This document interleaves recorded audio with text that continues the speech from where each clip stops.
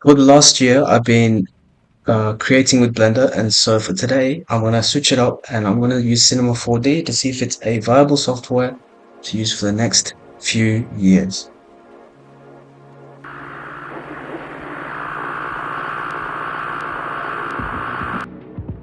So I tried to record before and it did not work, so now I'm back and I'm trying to record again. So let's keep going.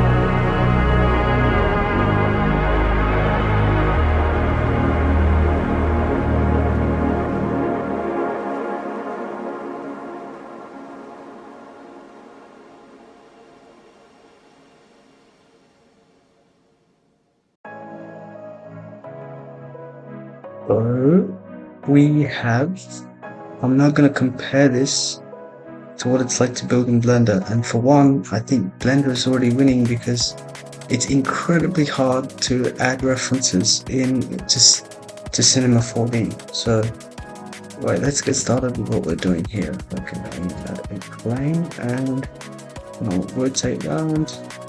Let's see if I can make this visible.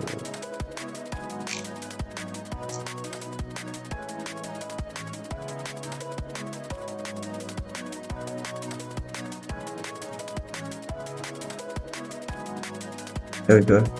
I'm gonna push this back a bit and then I'm going to shrink that and then scale this down to right about here, and then I'm gonna go face, select and extrude this up. I'm gonna scale this to about here, move it up and move it back. Yep, move it back on the y-axis, right? And then once I've moved it back, I'm going to start properly modeling. So first thing I'm going to do is I'm going to make sure this is at the right place. And then I'm going to inset.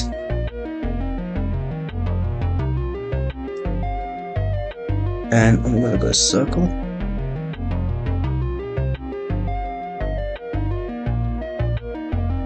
Actually, let's not do that.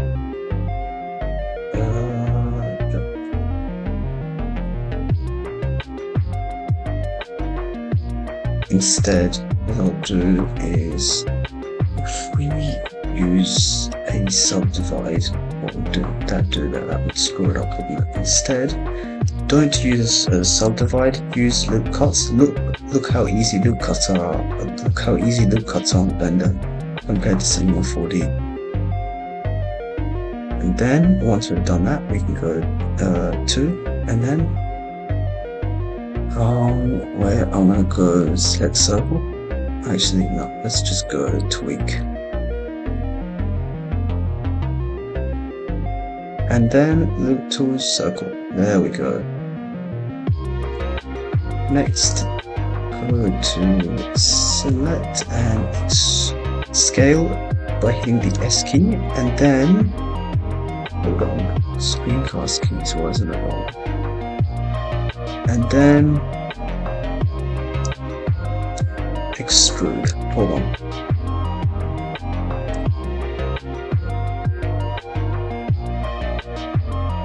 That's too tall. Lower that a bit, and then insert, and then extrude again.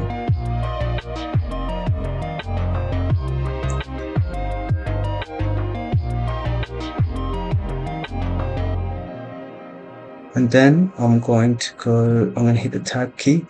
I'm just going to hit Control 1 on my keyboard. So as you can see, this is unfortunately the shape we got, right? So like that.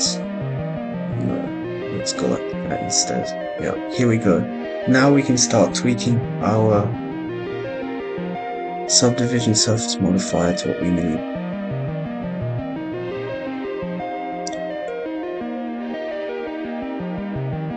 Yep, let's do that too.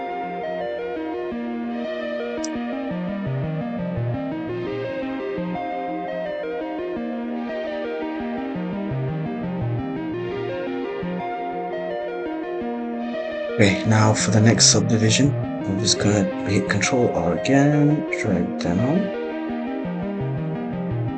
And the idea is to keep going doing that with these edges here, right? So select, insert, which does not work. Right.